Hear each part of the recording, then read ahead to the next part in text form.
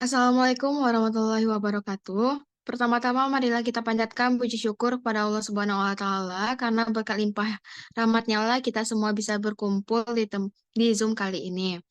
Perkenalkan kami dari perkenalkan kami dari kelompok 2. Di sini kami akan membahas tentang struktur dan fungsi RNA dan DNA. Sebelum itu, yang terhormat dosen pengampu Ibu Firda Azahra, SPD MSI.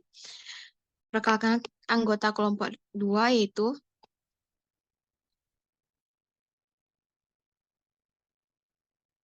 yang beranggotakan saya sendiri, Raisa Nadia Zahrani, dengan NIM 222311127, dan rekan saya,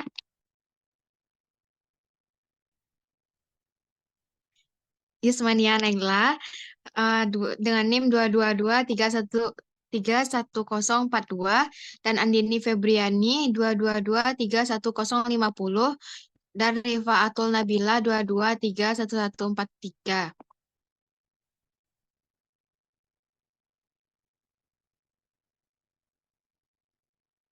Baik, kita masuk kepada materi yang pertama yang saya akan jelaskan sendiri, yaitu bahan penyusun RNA dan DNA. Struktur DNA adalah uraian ganda yang membentuk heliks ganda. Dua untai tersebut terhubung oleh ikatan hidrogen antara basa nitrogen, adenin A, berpasangan dengan titin melalui dua ikatan hidrogen, sedangkan guanin berpasangan dengan sitosin melalui tiga ikatan hidrogen. Struktur DNA membentuk spiral yang dikenal sebagai double helix.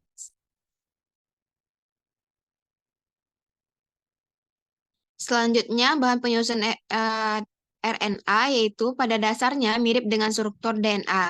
Perbedaan RNA dan DNA adalah pada jumlah untaian dan strukturnya.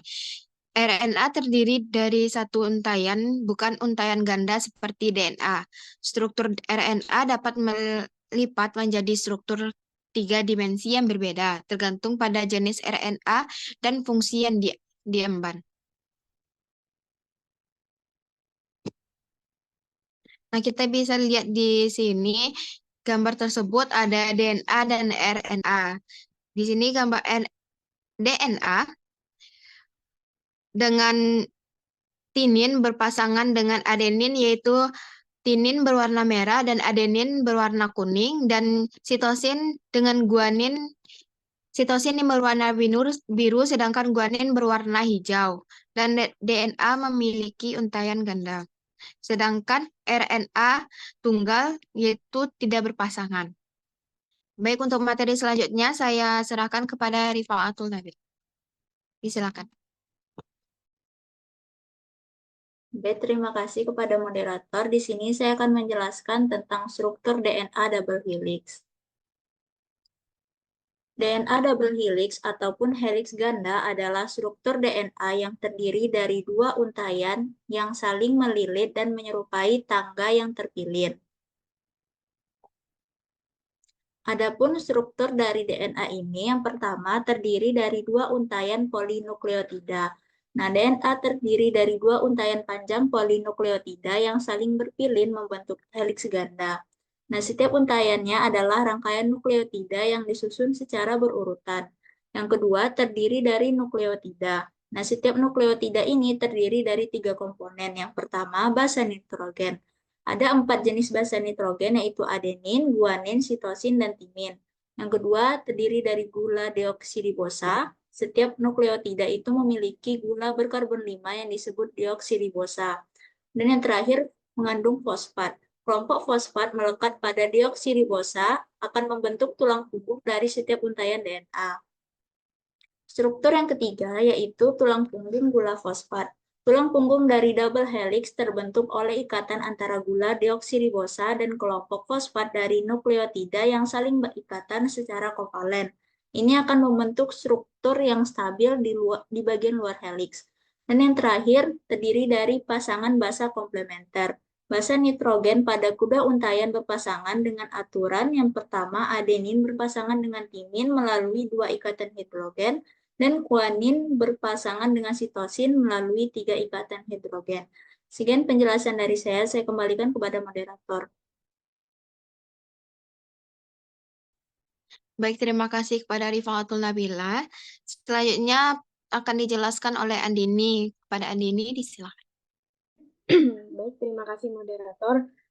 Di sini saya akan melanjutkan penjelasan mengenai mekanisme replikasi DNA, di mana mekanisme replikasi DNA adalah proses di mana DNA menggandakan diri sehingga dua sel anak yang dihasilkan dari pembelahan sel memiliki salinan DNA yang sama dengan sel induknya.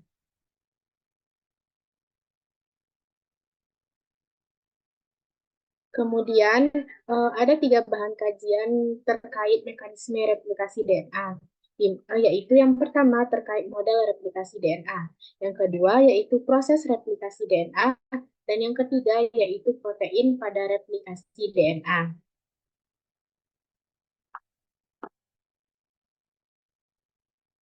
Nah, untuk pemahaman mendalam terkait model, proses, serta protein replikasi DNA, silakan simak video berikut ini. Sudah tahu kan kalau dalam satu sel tubuh kita itu memiliki 46 kromosom di dalam nukleusnya.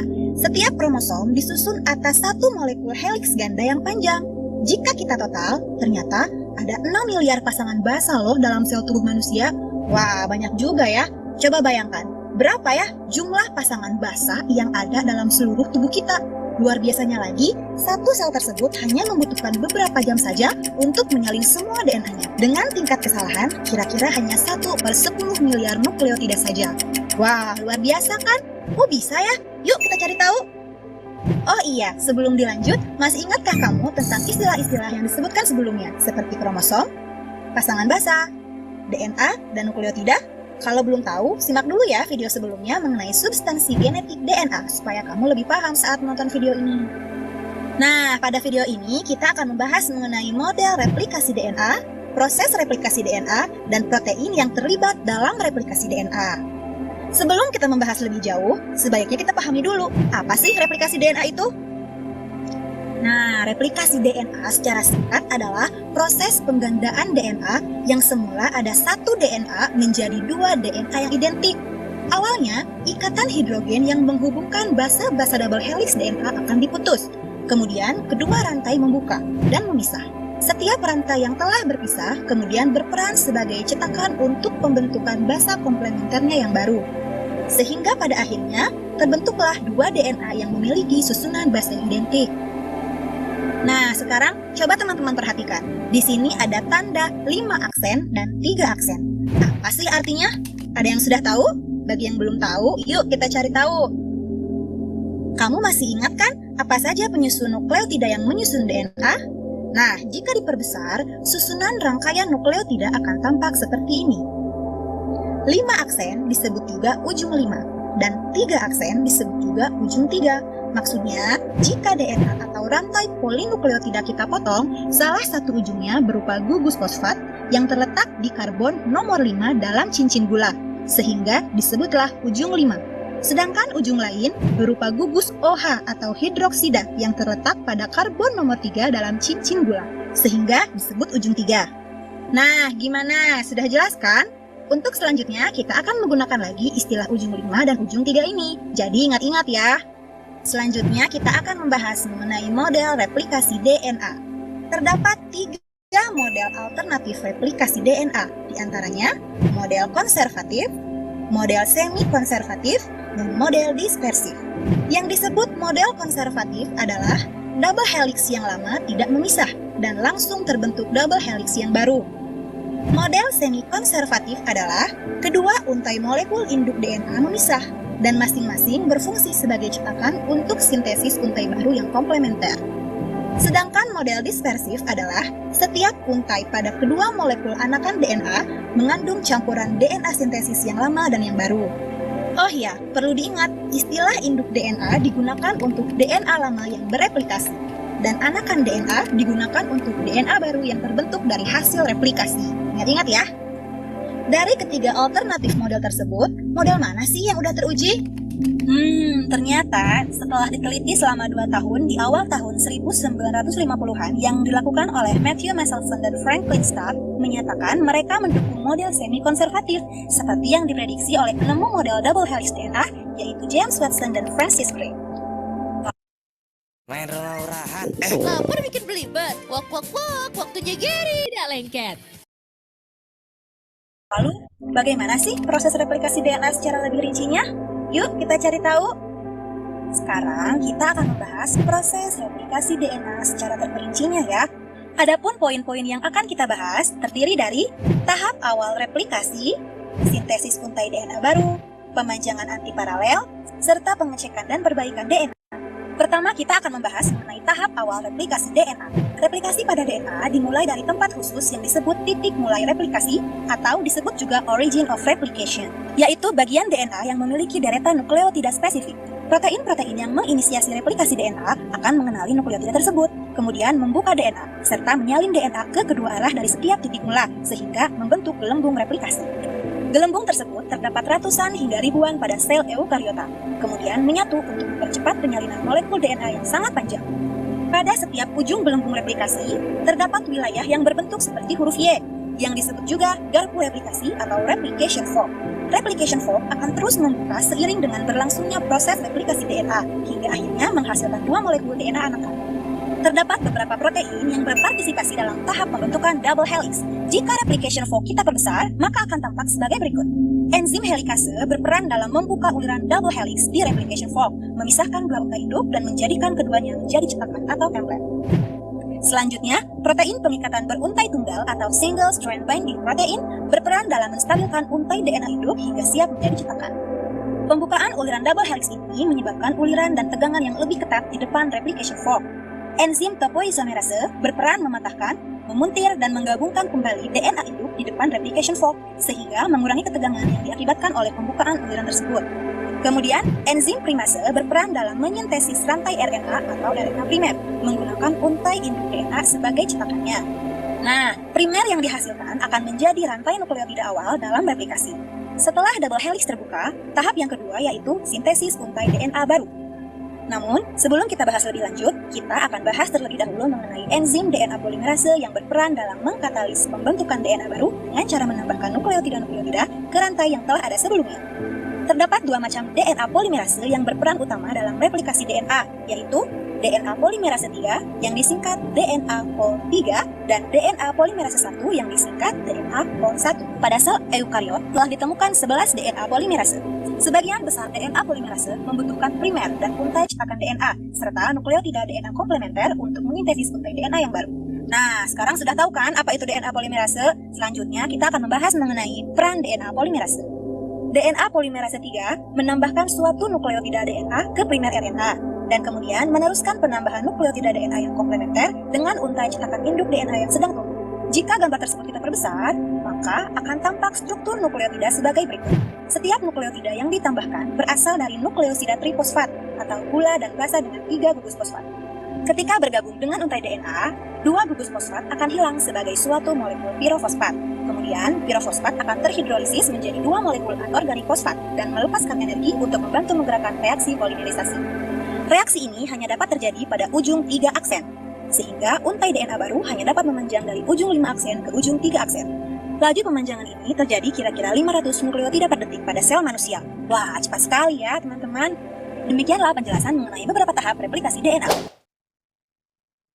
Seperti yang telah kita ketahui bahwa susunan basa nitrogen pada kedua untai DNA dalam satu double helix bersifat antiparalel atau terorientasi ke arah yang berlawanan. Artinya, kedua ujung untai DNA pada double helix yaitu ujung 5 dan ujung 3 memiliki arah yang berbeda, bagaikan laju kendaraan di jalan tol 2 arah. Secara sederhana digambarkan sebagai berikut. Di mana garis hitam tebal menggambarkan DNA induk dan anak panah menunjukkan pembentukan arah perpanjangan DNA baru. Sehingga, kedua untai baru yang terbentuk saat replikasi DNA pasti antiparalel dengan untai cetakan. Trifascinate by Bosch, be the center of attention.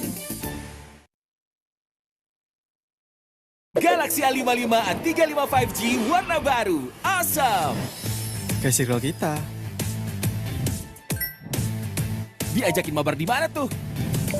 Circlein aja pakai circle to search. Wah, langsung ketemu tempatnya.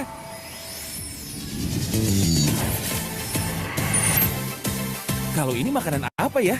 Gampang, circlein aja. Oh, itu makanannya. Awesome dan smart kan? Yuk join circle kita. Nah, selanjutnya, DNA pol 3 bergabung dengan protein sliding clamp. Protein sliding clamp melingkari untai ganda yang baru disintesis bagaikan donat. Kemudian, protein sliding clamp menggerakkan DNA pol 3 di sepanjang untai cetakan DNA. Selanjutnya, DNA pol 3 akan mulai menyintesis DNA setelah primer RNA selesai dibuat. DNA pol 3 cukup menempel di untai cetakan DNA dan terus-menerus menambahkan nukleotida ke untai komplementer baru dari arah 5 aksen ke 3 aksen seiring majunya replication fork. Untai DNA yang dibuat melalui mekanisme ini disebut untai maju atau leading strand. Secara singkat, untai maju atau leading strand dapat didefinisikan sebagai pembentukan DNA baru atau DNA anakan secara terus-menerus searah dengan replication fork. Pada waktu yang bersamaan, untuk memperpanjang untai baru DNA pada pasangan komplementer untai DNA induk, DNA pol 3 harus bekerja ke arah yang berlawanan dengan replication fork. Mekanisme tersebut disebut untai lamban atau lagging strand. Adapun tahapan proses yang terjadi adalah sebagai berikut. Pertama-tama, enzim primase menggabungkan nukleotida-nukleotida RNA ke dalam primer. Kemudian, DNA pol 3 menambah nukleotida DNA ke primer membentuk fragmen Okazaki 1. Nah, berbeda halnya dengan leading strand. Pada lagging strand, sintesis terjadi secara tersendat-sendat sebagai rangkaian dari segmen-segmen. Segmen-segmen pada lagging strand ini disebut fragmen Okazaki. Setelah mencapai primer RNA berikutnya di sebelah kanan, DNA pol 3 ini terlepas. Setelah fragmen 2 mendapatkan primer, DNA pol 3 menambahkan nukleotida DNA hingga mencapai primer fragmen 1 dan melepaskan diri. DNA pol 1 berperan dalam menggantikan nukleotida RNA primer dengan nukleotida versi DNA. Menambahkan nukleotida satu demi satu ke ujung 3 aksen dari fragmen 2 atau fragmen Okazaki yang bersebelahan. Akan tetapi, DNA pol 1 tidak dapat menggabungkan nukleotida yang terakhir dari segmen pengganti tersebut ke nukleotida pertama pada fragmen Okazaki yang primernya baru saja digantikan. Kemudian, peran tersebut digantikan oleh DNA ligase. DNA ligase membentuk ikatan di antara DNA terbaru dan DNA fragmen 1. Sehingga, untai lamban atau lagging strand di wilayah ini sekarang telah selesai. Secara singkat, untai lamban atau lagging strand dapat didefinisikan sebagai pembentukan DNA baru atau DNA anakan secara tersendat-sendat berlawanan arah dengan replication fork. Keempat, kita akan melanjutkan pembahasan mengenai pengecekan dan perbaikan DNA. Meskipun kesalahan pasangan basa saat replikasi hanya 1/10 miliar nukleotida, kesalahan yang diakibatkan faktor lain bisa saja terjadi.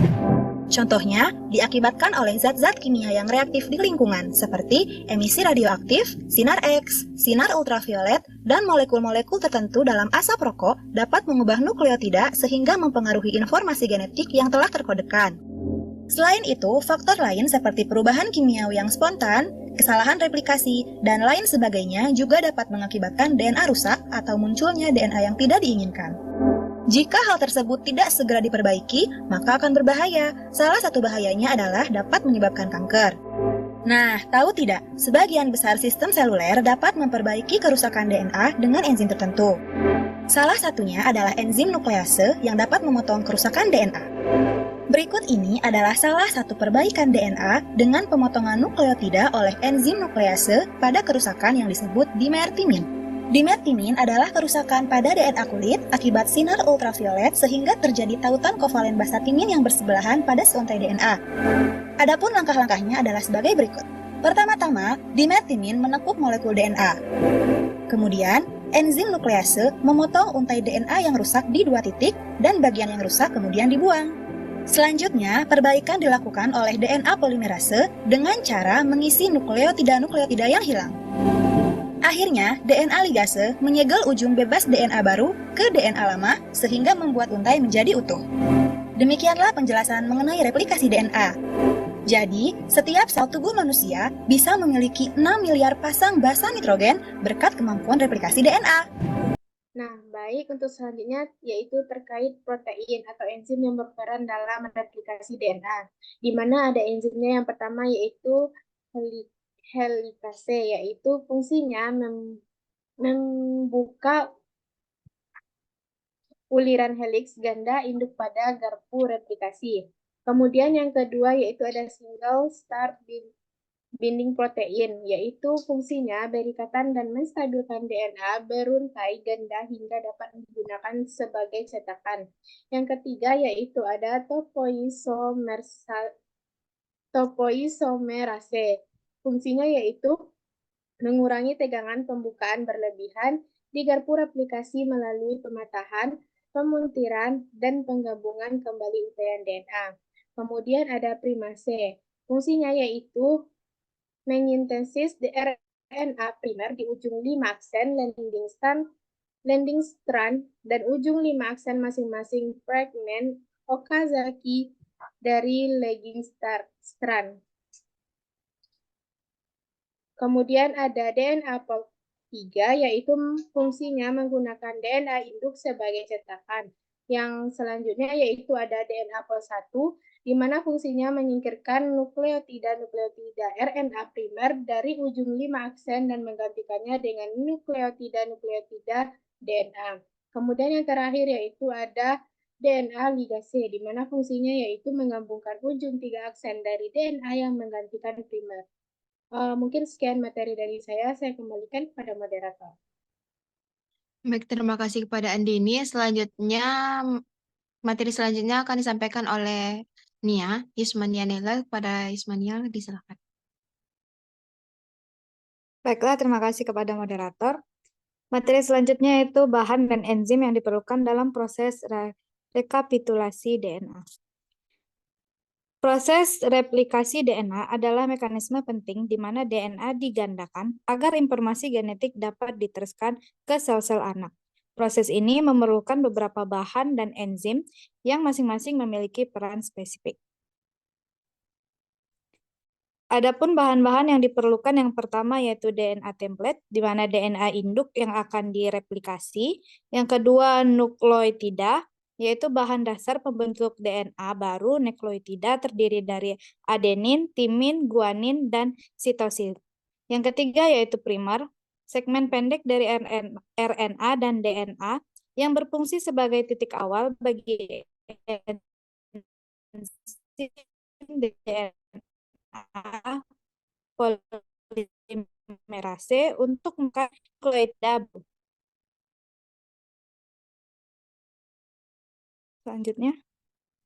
Selanjutnya yaitu enzim-enzim yang terlibat. Yang pertama yaitu ada enzim helikase, di mana enzim yang memutus ikatan hidrogen antara pasangan basa nitrogen pada DNA sehingga membuka rantai ganda DNA yang menjadi 2 rantai tunggal. Yang kedua yaitu DNA primase, di mana enzim yang mensintesis primer RNA pendek untuk memberi titik awal bagi DNA polimerase. Yang ketiga yaitu DNA polimerase, di mana enzim utama yang menambahkan nukleotida baru ke rantai DNA yang sedang tumbuh dengan mengikuti urutan basa pada template DNA. Baik, selanjutnya yaitu yang keempat yaitu topoisomerase, yaitu enzim yang mencegah DNA dari menjadi terlalu terpelintir saat helikase membuka heliks ganda. Topoisomerase bekerja dengan memutus dan menyambung kembali untai DNA. Yang kelima yaitu ligase, di mana enzim yang menyambungkan fragmen Okazaki pada untaian lightning strand sehingga menghasilkan rantai DNA yang utuh. Yang keenam yaitu single strand binding proteins atau SSB, di mana protein yang menstabilkan rantai tunggal DNA yang terbuka untuk mencegahnya kembali membentuk rantai ganda sebelum replikasi selesai. Baiklah, sekian materi yang dapat saya sampaikan. Saya kembalikan kepada moderator. Baik, terima kasih kepada Yusmania. Berakhirnya materi tadi, berakhirlah presentasi kami hari ini. Mohon maaf jika ada kesalahan kata. Saya tutup. Assalamualaikum warahmatullahi wabarakatuh.